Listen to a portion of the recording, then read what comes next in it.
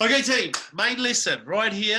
Like any of our other sessions, we have a few activities to do. This first activity is, I want you to log on to Facebook. Excuse me, sorry, hay fever day. I want you to log on to Facebook. Pause this video if you have to with your phone, log on. And if you could not fail, what would you do? If you absolutely could not fail, what would you do? I want you to write down what you would do in the comment section in the Facebook group. It might be stuff like go on a world trip, might be start several businesses, might be become a keynote speaker, might be go and help your hometown, might be go and build 10,000 houses for those who need it. So pause this, jump onto Facebook, and we'll see those comments in the Facebook group. When you've done that, I then want you to go to your profile, your own personal profile, and you're going to go Facebook Live and tell everyone what you're going to do when you can't fail. You're going to say, I cannot fail, and I am going to build 10,000 houses. I am going to create $1 million in income. I am going to cure world hunger.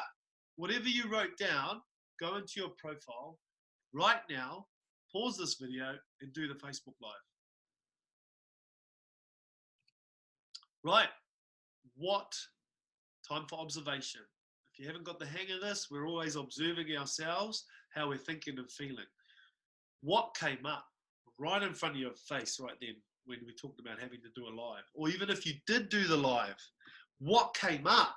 Even when you wanted to write or write comments, did you even write comments in the Facebook group?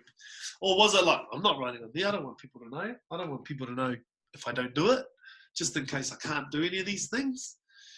What is coming up internally for yourself right now is very interesting. And what it is obviously it's the self-talk. You've been analyzing and observing that over the last couple of days. But that self-talk that just came up just during that activity in the past, is there a pattern? You can't do that. You know, with the fasting, a few of you saying, I can't make it, I'm going to die. That was definitely my words. Speaking to someone yesterday, their one was like, holy shit, I'd end up in bed all day if I wasn't allowed to eat for 2 days. Like, that's the belief, right? She's like, how are you standing? This was her. And we have this belief and these internal self-talk, the inner critic starts jumping up in front of us. Why? Well, I came across this TED Talk video and he talked about by the age of 18, we have over 140,000 lines of negative code programmed into us by the time we're 18. Like programmed, like who programmed JT? Who programs us? The environment. We hear, just, you know, you look at, I've got kids, if you've got kids, how are they learning those words? Someone's saying them. And they're, you know, they're downloading, actually, by the age of 0 to 7, between the ages of 0 to 7, they are downloading how they are to operate in their environment. We're a bilingual home. My darling does te reo, and I'm learning it. And the kids learn, no, they speak reo to her, English to me. If you're in another country with a native language, they're downloading, how do I live in this world? I've got to speak this type of language here. Okay, it's Japanese, so they'll learn Japanese. They're downloading. How do we greet people? Oh, yeah, we do that. And they're looking up at you between ages of 0 to 7. How do we love people? How do we care for people? How do I treat people? How do I treat my things? They're just downloading how to operate. So 140,000 lines of negative code by the age of 18. Now, that negative code is stuff that's just come up during the fast and just in this other activity was, you can't do it. How many times have we been told that? You're shit. How many times have you known that? You're a failure. How many times have you been told that? Someone else is always better. How many times you may be told that? So all these negative lines of code, but each day we also have 75 to 80,000 thoughts, excuse me, per day. Now, if the RAS is involved, which it is, how many of those thoughts are positive or negative? And if we already have all this negative code, what is the RAS going to pick up to support? Negative or positive? And so hence why it's so important to train the RAS to pick up MOPS rather than MOSes, because MOSes, we're just naturally programmed to do that. So out of 75 to 80,000 thoughts per day, how many of them are negative? And then there's another stat out there from researchers. I don't know how they research this stuff, but it's published in scientific journals, so hey, we'll believe it. But 80 to 90% of them are the same as the day before. So if they're negative and they're repeated each day,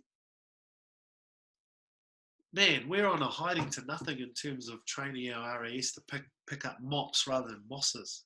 Hence why it's a daily ritual, a daily training for the RAS priming bit. All right, so those thoughts that have come up over the last couple of days that you've noticed about yourself, that you may have noticed in the fast, you can't do this, you're hopeless, you've failed before, why are you even trying? They're better than you, you don't need to do this. The thoughts of what just came up in front of you if you could not fail, these have been programmed into you. And so on repeat, they become this hardwired program that runs on automatic. And I was programmed automatically to behave below the line. The amount of times I would just get up and drag my feet, that I would blame my darling for stuff. I would blame others for the situation I was in. I would just find fault everywhere. Oh my gosh, everything. There was something wrong with everything. But hey, I would put my smiley face on and I'd come out as the funny JT, because that's how I managed it. That's how I hid stuff, and I'll share you where that came from later. And so how many times, or how programmed are we in the morning? What is your state of being? And, it's funny, Carmen, you sent through a text the other day about looking back at a past picture, and you're wondering, man, why was I thinking like that at the time? This picture looks amazing. And this is a great example for me. I mean, look how beautiful this is right now. I mean, this is in Opotiki, and we were able to go for a walk right outside our house, down the sand dunes. There's a walking track, riding track, the kids were riding. And this was the vision I had in my head, going home to Opotiki to live, bring my kids up around where I grew up.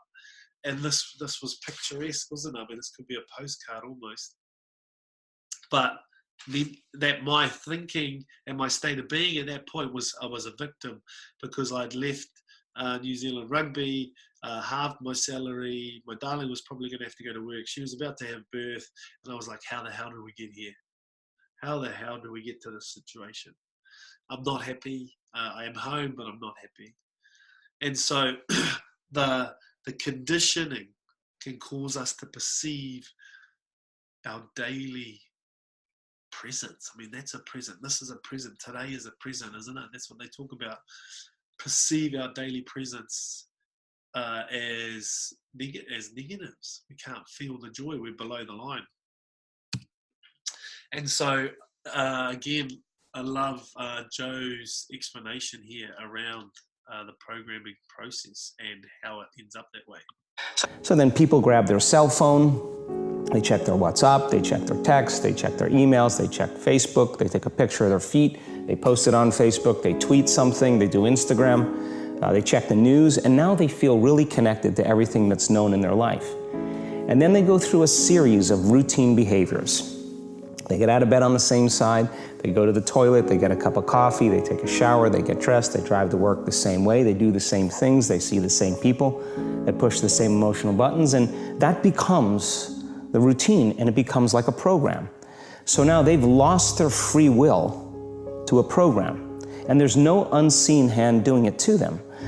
And so I would just overeat, like I mentioned. I'd be at a table and I wasn't even hungry, but the body and my arm was already going for my helping that I didn't need, and I was just I felt trapped, right? Like, and if you had experienced it during the fast, you're just like, oh, I just want to eat. And you're fighting. That's what's coming up against. You're fighting the program. And the program I had about my darling was that, selfish, inconsiderate, lazy. It was so strong that I would just wake up every morning. And I think I did a post this morning. I woke up this morning, walked down the hallway, and I was like, because I was a little bit tired because up late, and I wasn't able to get my priming done first thing in the morning. I found myself start thinking below the line. I was blaming her for the heater's not on. And I could, in the past, that would just snowball into all sorts of little shit. Like the heater's not on. Who gives a shit? I remember one time I ran late to dropping the kids off school. So my dad leaves 7 a.m. We're not even up sometimes. And this time we weren't up. So we got up 7:15 or something. And we were late. And I remember driving there flustered, angry, because I had to get to another appointment. And I was blaming her. Like I noticed my thoughts, blaming her. I'm like, she had nothing to do with this. Programming is so strong and powerful. And by Joe's definition, the habit or the program is when the body does it better than the mind. So it's on autopilot. And so hopefully you've noticed that during your fast that you were coming up against that autopilot, like it was going, right, it's time to eat. And you're like, no, it's not. And there's like, yes, it is. It's time to eat. And it's so strong that, this is how strong it is. Who's driven to work? And when you get to work, or when you got to work, you're then like, oh, you can't even actually remember the exact way you came, or no, you can't. If someone said, oh, did you notice that? You're like, nah. Like autopilot, right? And how many, this is a classic, when you get a new car or a different car. So I drive a car that the handbrake is the one in the foot. So you press the foot bit down to put the handbrake on. When I go into my darling's car, hers is a normal handbrake. What happens every time I pull up is when I stop, my left foot goes to hit the foot brake, the foot handbrake. And it's not there. So my body just does it better than the mind without thinking. I'm on autopilot, I stop and it just hits out. And I'm sure you can think of other examples like the eating one, because we put it under pressure, we highlighted it, what our programming is. So what are your other areas? Like it could be the supermarket's another good one.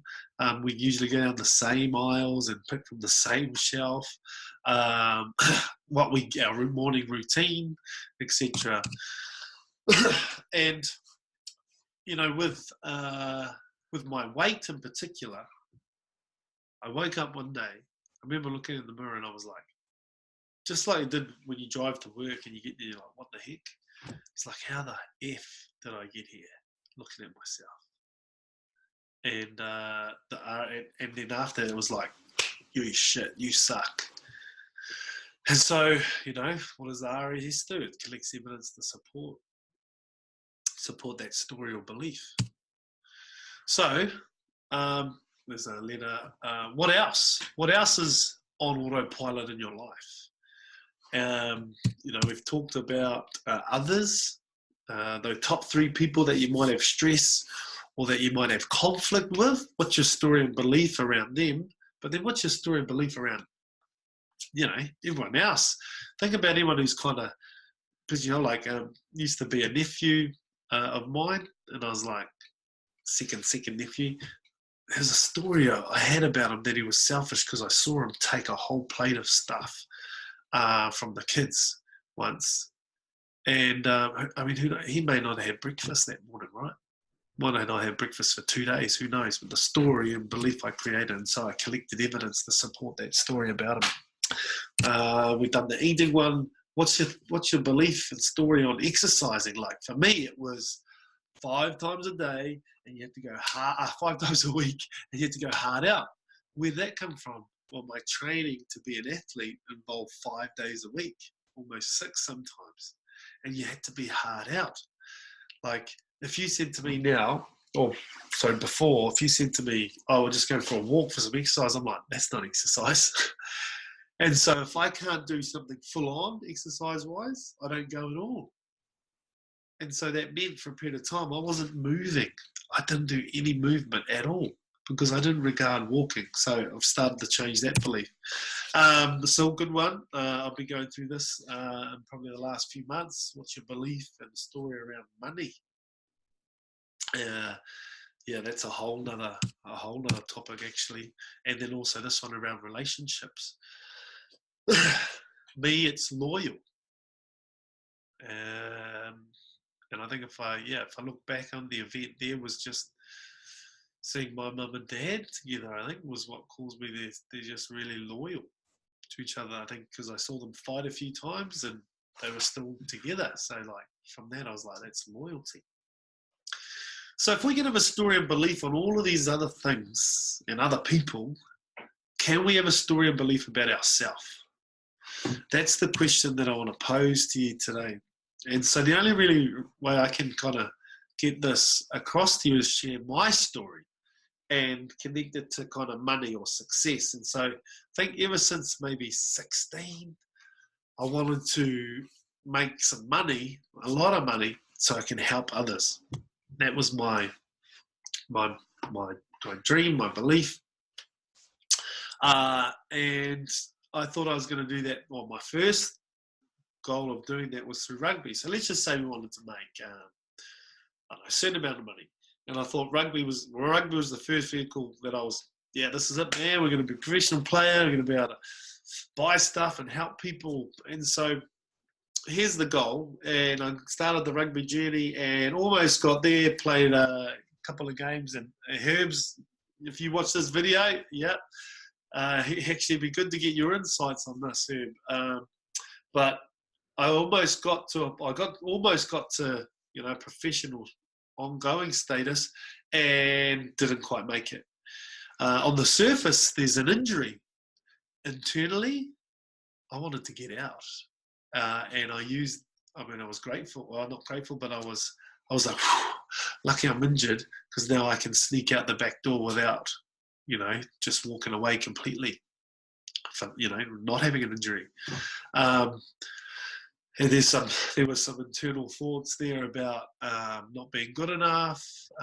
Anytime I'd walk into a room, I'd always think I'd be the lesser person. And look, Herb, I remember words from you, mate, was, JT, you're too kind and you got to back yourself. And I was like, now that I look back at that, that's a continual pattern from since I was at school to some of the workplaces I worked in is, not forthcoming, not confident enough, and kind of just happy to just do what it is, just do what you do. And so almost got to the goal and then backed out, used the injury as a kind of good undercover to get out the door.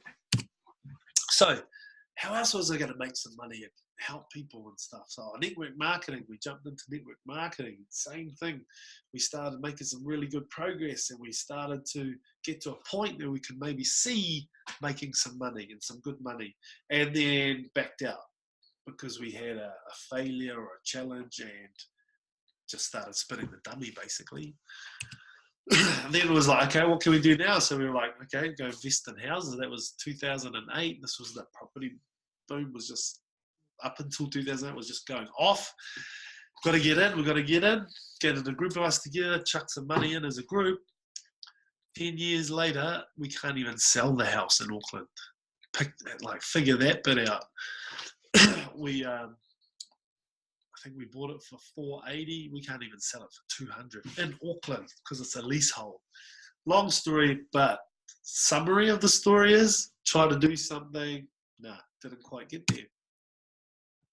Most recent, so 2 years ago, well, I'd been working at New Zealand for 5 years, was doing a great job, did some different things and really progressed the area that we were in.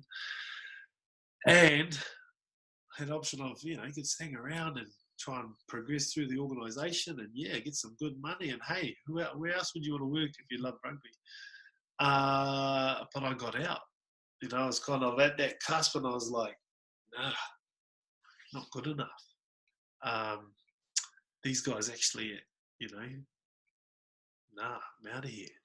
And so there was this repeating cycle. And every time during the journey and during these events, the self-talk started to really, I noticed it all along, but I didn't really give it much weight. But when I look back on it, these were some of the words. You suck. I'd look in the mirror, you suck. I'd leave, I left rugby, or every time I've left these things, actually, and I look at these pictures and I'm like, the words that were coming out, you suck, not good enough, not worthy. And so we take those words, and that's why it's important to really notice some of the self-talk and the critic that over the last couple of days. And if we apply it back, okay, these words have been programmed into us. 140,000 lines of negative code being programmed. We think 75 to 80,000 thoughts, and most of them are negative a day, and then we repeat them the next day. Those words have got to come from somewhere, right? And so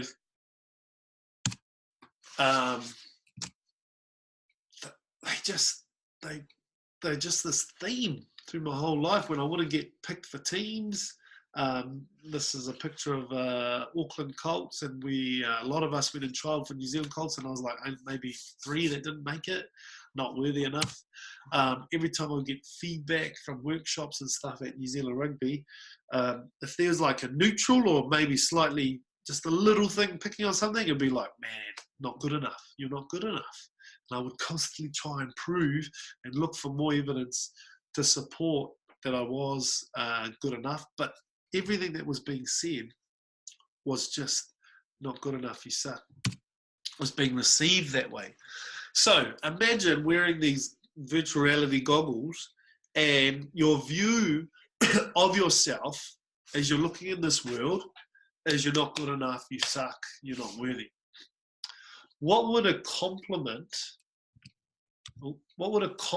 look like or come across to you as if that is the view of yourself? I'm not good enough, I'm not worthy, I suck. Oh, hey, great job. How would you receive that? How I used to receive it is I used to brush off the compliments. And just like, oh, they didn't mean it. Just a throwaway comment. Oh, hey, that's just one person that says it. I need heaps of people to say it to make me feel worthy. That's how I was receiving information. And so quite fascinating when I recognized that I was seeing myself in this way, and that anytime something good was coming towards me, I would brush it away, not make it mean anything, and not really let it sit. Like, how many times do you accept a compliment? How many times if someone gives you something that you're like, oh, yeah, rather than, oh, I used to feel whakama receiving stuff. So if I'm not worthy and I'm not good enough, then yeah, here's like really flash Christmas presents or gifts. I'll be like, oh man, nah. And I'd want to give them back more. You know, have you ever had that when someone's given you something or done something for you? I used to go and give double back. I used to go and give more things back to them so that the scales would be up in their favor, because I'm not good enough. In my head, I thought the scales were tipped too far in my favor, so I would tip it back into their favor, right? Because I'm not good enough. And so I looked at my world through this. So where did these words and thoughts come from? And if we look back at that philosophy of 140,000 lines of code. So like all the self-talk that you've noticed, what was the event that caused it? And if we go back further enough, we find the event. Because remember what Joe Dispenza talked about in his first video was, we have this emotional reaction to an event. And if we hold on to it, it becomes a mood. And if we still hold on to it, it becomes a temperament. And if we still hold on to it, it becomes our personality.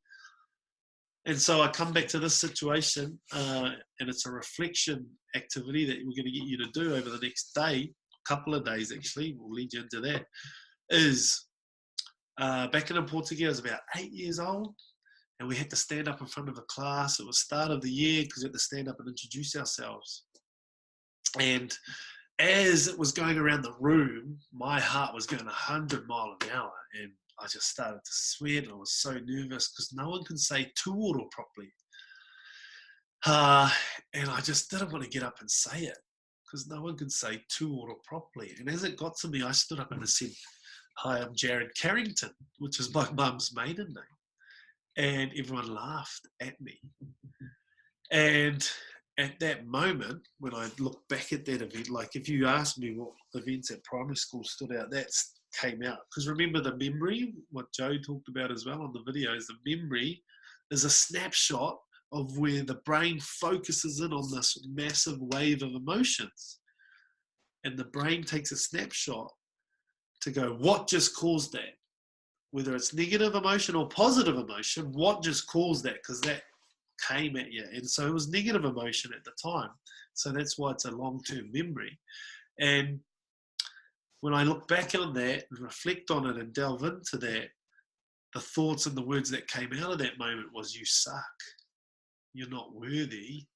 You couldn't even say your name, your family's name. And so I remember it right there and then. It was like a knife had gone through my heart. And this all happened pretty quickly, because what I did straight after that was I made a joke, because I'd been there a year already, so people knew me, right? So they're laughing at me, Jared Carrington, and they said, something, I can't remember exactly what I said, I'm just kidding, and then they all laughed with me. And that's the key point that I picked up on, because at that point they went against me. First of all, they laughed at me, and then they laughed with me. How did I get them to laugh with me? I made a joke. Now, those of you who know me, those people who know me would say, I'm that guy, the funny guy, the humorous guy. I'm in the class. I'm doing it at my te reo class now. Like, I'm the funny guy, right? Makes the jokes. Sometimes at the inappropriate time. But at that moment, at 8 years old, I learned the tool to get, and my belief was to get people on side with me, to like me, was to make them laugh. So that's a side bit anyway on personality. Went on to be a mood, a temperament, personality. The negative part was, you suck, you're not good enough, you're not worthy. And that stuck. Became a personality, became a program. And came across this quote, which just really hit home as I was going through this journey of mine over the last few years. And, just when you feel the ability to achieve something great, if we feel undeserving of that thing, unconsciously is the key. And so remember, I've got my goggles on, I'm not worthy, I'm not good enough, I suck. That had been repeated over and over again since that day at 8 years old. And my RAS had been collecting evidence. Those pictures that I showed you of my journey, they're just a few. Like, I look at my whole life, there's victim, victim, victim, victim, victim, victim, victim. That was my perception of it. Chad got picked for teams, victim. I got in a jaw operation, he didn't, victim. He had a girlfriend, I didn't, victim. He had a car, I didn't, victim. Like, my RAS just kept collecting evidence. You suck, not good enough, not worthy. And so that's repeated for so many times, that becomes a autopilot or unconsciously into our subconscious. So if we feel subconsciously, unconsciously that we're not worthy or deserving, we self-sabotage consciously. Get that? So we consciously self-sabotage to keep ourselves safe unconsciously. Here's a quick example of how I consciously sabotaged my rugby journey. Before I even got the injury, I would have been like 17. I still had this aspiring to be a player. I wasn't in any rep teams though at the time.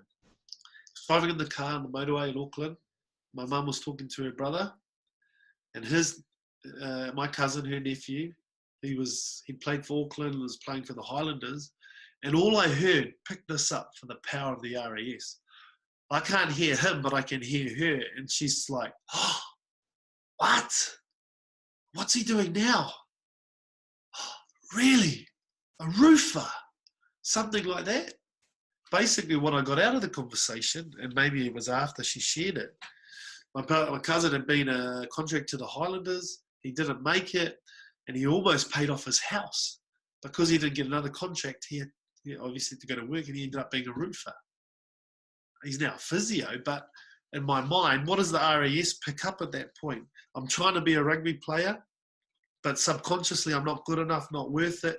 So consciously, what I thought then was, fuck, and this is clear as day. And Herb, I remember many times sitting in the gym thinking this. I remember having a thought in that car. That thought was, see, it's not worth it being a rugby player. Because you just end up being a roofer or something else at the end of it. I just remember that belief and that thought or that story being created at that moment. And I remember being in the gym at the academy with you, Herb, and players would walk in, and I remember thinking like, fuck, you're just knuckleheads. I don't want to be just a knucklehead. Consciously sabotaging to keep my unconscious self safe. And ultimately then within our comfort zone, right? So what you did with the fast, if you made it through, you challenged the unconscious programming that was causing you to eat.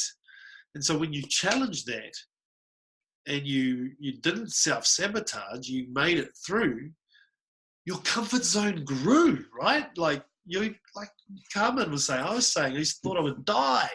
Nah, you don't die. Now look what you can do. 48 hours, boom. And that's why we don't achieve as many of our goals, and that's why this repeating pattern over. Remember, that comment like this hit home, like, if you keep doing the same thing, expecting the same results, isn't that called insanity? Like, that just kept coming back to me, and I was like, but I've changed stuff. Like, I've changed from playing rugby to working in rugby. I've changed. Like, what hasn't changed is the subconscious. And if we keep going with the subconscious, if we keep going with the same subconscious and new endeavors and new directions, we are going to get the same results. And so this ends the main lesson.